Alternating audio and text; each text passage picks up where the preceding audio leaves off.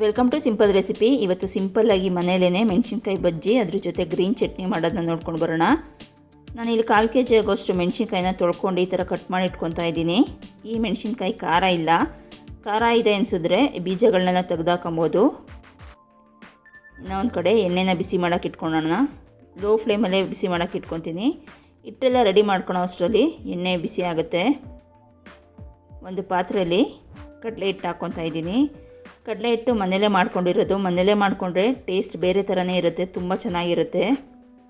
ಕಡಲೆಬೇಳೆನ ತೊಳ್ಕೊಂಡು ನೆರಳಲ್ಲಿ ಒಂದು 3ರಿಂದ 4 ದಿವಸ ಒಣಗಿಸ್ಕೊಂಡು ಪುಡಿ ಮಾಡಿ ಇಟ್ಕೊಂಡ್ರೆ ಒಂದು 3-4 ತಿಂಗಳು ಹಾಳಾಗಲ್ಲ.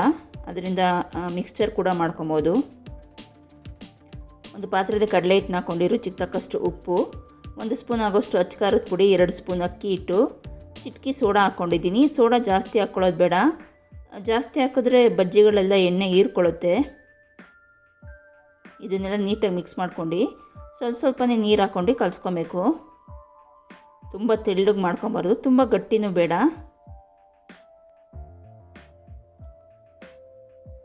ಉಪ್ಪು ಖಾರ ಕಡಿಮೆ ಅನಿಸಿದ್ರೆ ಇನ್ನೊಂದು ಸ್ವಲ್ಪ ಉಪ್ಪು ಖಾರ ಸೇರಿಸ್ಕೊಬೋದು ಬೇಕು ಅಂದರೆ.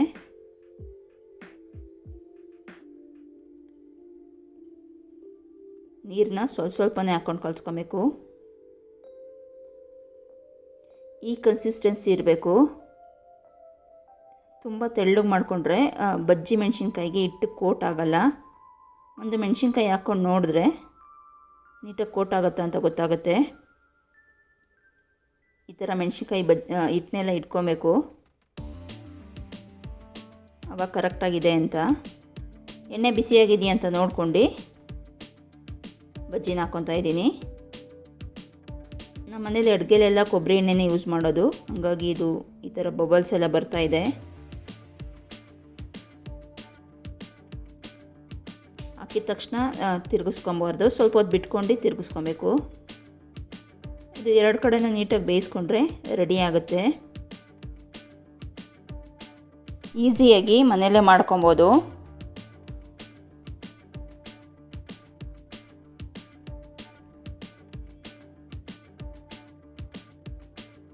ಕಲರ್ ಚೇಂಜ್ ಆಗುತ್ತೆ. ಇದು ಇವಾಗ ರೆಡಿ ಆಗಿದೆ. ಇದು ಫ್ಲೇಮ್ ಮೀಡಿಯಮ್ ಫ್ಲೇಮಲ್ಲೇ ಮಾಡ್ಕೊಬೇಕು. ಲೋ ಫ್ಲೇಮ್ ಮಾಡಿಕೊಂಡ್ರೆ ಎಣ್ಣೆ ಎಲ್ಲ ಕುಡ್ಕೊಂಬಿಡುತ್ತೆ ಬಜ್ಜಿಗಳು. ಹೈ ಫ್ಲೇಮ್ ಮಾಡಿಕೊಂಡ್ರೆ ಸೀದೋಗ್ಬಿಡುತ್ತೆ. ಹಾಗಾಗಿ ಮೀಡಿಯಮ್ ಫ್ಲೇಮಲ್ಲೇ ಮಾಡ್ಕೊಬೇಕು. ಮತ್ತು ಇದೇ ಥರ ಮಾಡಿಕೊಂಡ್ರೆ ರೆಡಿ ಆಗುತ್ತೆ.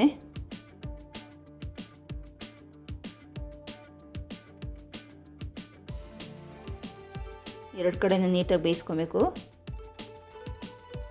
ಇದು ಕೂಡ ರೆಡಿ ಆಗಿದೆ. ಇವಾಗ ನಾನಿಲ್ಲಿ ಗ್ರೀನ್ ಚಟ್ನಿಗೋಸ್ಕರ ಒಂದು ಮಿಕ್ಸರ್ ಜಾರಲ್ಲಿ ಸ್ವಲ್ಪ ಪುದೀನ ಹಾಕ್ಕೊತಾ ಇದ್ದೀನಿ, ಸ್ವಲ್ಪ ಶುಂಠಿ, 1ರಿಂದ 2 ಮೆಣಸಿನ್ಕಾಯಿ ಸಾಕಾಗುತ್ತೆ.